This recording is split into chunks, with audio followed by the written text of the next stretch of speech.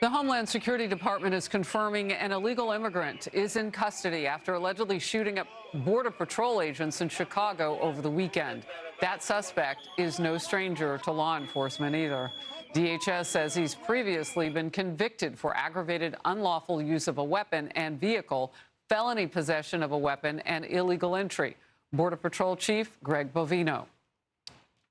This individual should have never been walking the streets of Chicago. This is what you get with a J.B. Pritzker or a Mayor Johnson and that crazy rhetoric. This individual should not have been in this country. So the fact that he has reviolated again and still has a firearm is, I tell you what, that's very concerning to us in law enforcement. In the chaos after that shooting, protesters turned violent, attacking and ramming Border Patrol vehicles with other cars. And Focus Now, Todd Lyons, acting ICE director. I tell you, the chapter after chapter of this gets increasingly worse. What is happening on the ground right now? Thanks, Harris. Yeah, it is getting worse, and that's the hard part for us, right? Is because we can plan for every contingency, but now we have people actively shooting at the men and women of ICE, the men and women of Border Patrol. And it's, to the chief's point, this rhetoric is just ramping up and it's not cutting back. So you have a shooting, and then people are upset that they missed the Border Patrol, and now they're going to start throwing rocks and paint cans and rioting. It's absolutely ridiculous what's going on in Chicago.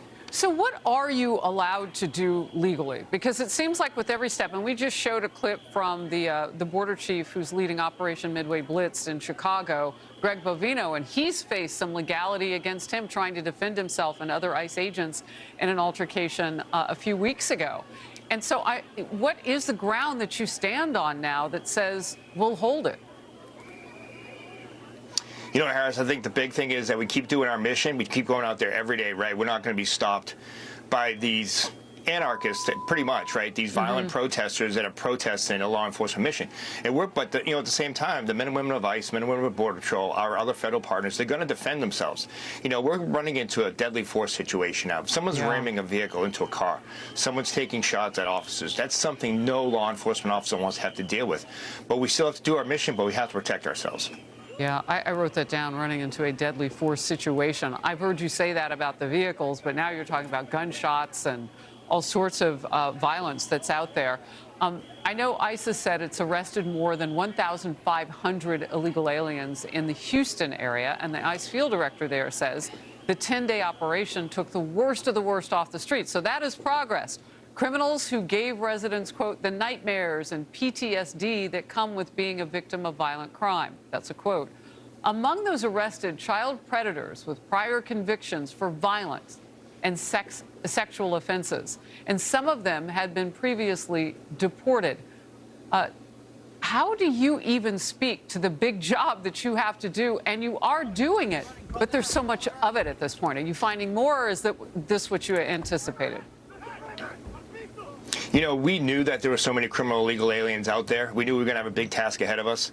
But really, honestly, Secretary Noem has given us all the resources that we need. Our federal partners are stepping up. Yeah, we're going to complete the president's mission. One thing, Harris, you talked about those ones we arrested. There was one gentleman in there that was wanted for murder in his home country and was convicted of impregnating his own sister here in the United States. So, law enforcement, like in Texas, the Texas government, they want to help us. They helped us during this 10-day operation. And look, 10 days, we got over 1,500 criminal aliens off the street. So when we do have elected officials or this violent rhetoric that says we're not out arresting the worst of the worst, I tell them to look at Texas. Look at what True Partnership did. We got the worst of the worst off the street with the help of state, local, and other federal partners. Acting Director Lyons, you're talking about Texas, and they are open to working with ICE. What about those territories in our nation which are not? And I call them, well, they are territories, basically. They're operating rather wildly by not wanting to get the worst of the worst out. I mean, how bad is it where they are that they fight back against you to get those people out? It really is sad, right? You point out sanctuary jurisdictions. You look at Massachusetts. You look at a city like Boston. You look at New York City, the state of New York. I don't understand when we go to other law enforcement agencies or to elected officials and say, hey, look at our success. Look at the criminal aliens, these violent predators we can take off your street.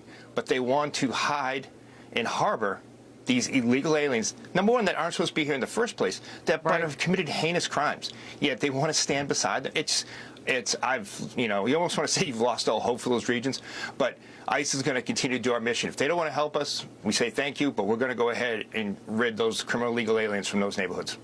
Well, and I know the border czar, Tom Homan, has said that other crimes get solved when ICE comes into those communities because they don't have to focus on the worst of the worst. You are doing that part of the job, so that makes entire communities better.